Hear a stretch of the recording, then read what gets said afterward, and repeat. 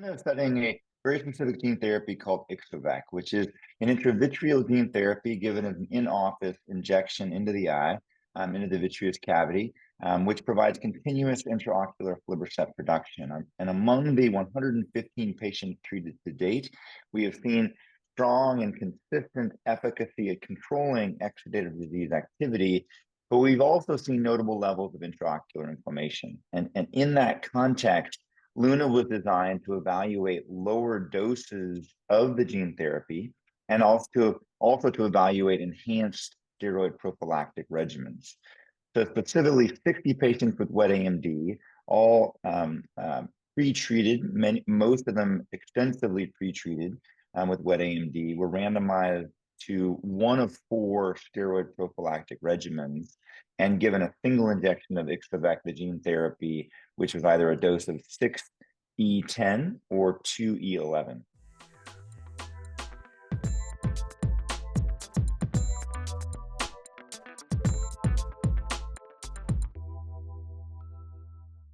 The gene therapies are typically a one-time intervention in the clinical trials that we've done so far across all of retina.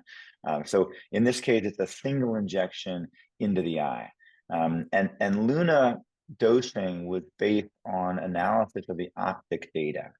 So OPTIC was a preceding phase 1 trial, which we published actually earlier this year with complete 2-year data. And from that, we saw, again, very good efficacy, but intraocular inflammation. And therefore, the goal of Luna was to aim for lower viral doses. And that's why the newer, lower concentration of 6E10 was included.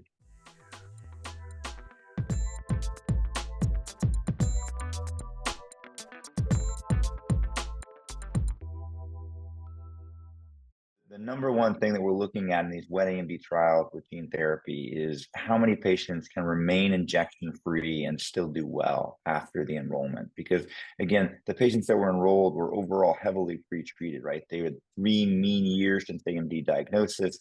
They had 10 mean annualized anti-VEGF injections before enrollment.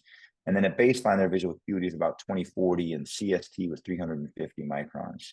So following Ixo-vec dosing, 76 to 83% of patients remained supplemental injection-free through week 26, meaning they received no additional injections after Ixo-vec through week 26. And the data that we're presenting here is an interim analysis. It was pre-specified, and it was at 26 weeks. Ultimately, this will be a 1-year primary endpoint with a 4-year extension study.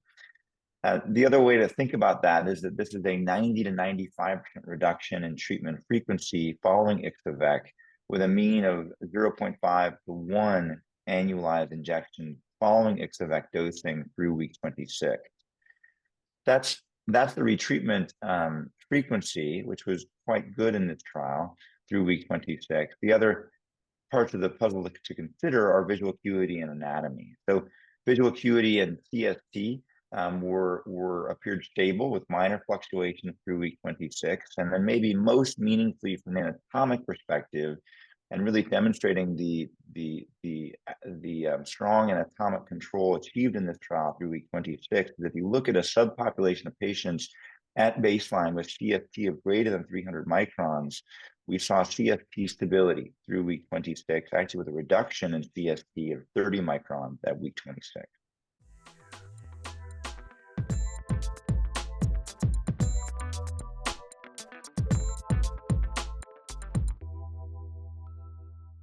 That was one of the main reasons why this trial was performed, right? We had seen strong efficacy, but we needed to better understand the intraocular inflammatory responses and see if we could achieve less intraocular inflammation. And the short answer is I think we have here through week 26. Right? The summary is that there were no Ixo-vec related serious adverse events, and all related adverse events were mild and moderate. The most common being dose-dependent anterior cellular inflammation that was responsive to topical steroids and anterior pigmentary changes. And 91% of patients in the local steroid prophylactic arms had no or minimal inflammation at every visit through week 26. And then layered on that, a couple of the key learnings about the prophylactic regimens, which I think critically are important, not only for this program, but for the field of gene therapy and retinal diseases more broadly, is that first of all, the intravitreal dexamethasone implant alone did not provide adequate prophylaxis. And therefore, early on in the trial, there was a protocol amendment to add difluprednate eye drops, and that meaningfully reduced intraocular inflammatory rates in those patients. And secondly, there was no observed benefit of oral prednisone beyond local steroids alone. Again, two sort of key learnings. And then the other point to make is if you look at the difluprednate alone patient, the patient in the difluprednate alone regimen, the rate of intraocular inflammation with anterior cells as well as anterior pigmentary changes did appear dose dependent. So there were, for example, no anterior chamber cells at week 26 in any of the patients in the lower dose gene therapy, so the Ixo-vec 6E10, and also in this population, they had 4 of 10 patients with anterior pigmentary changes, 3 of them being mild and 1 moderate.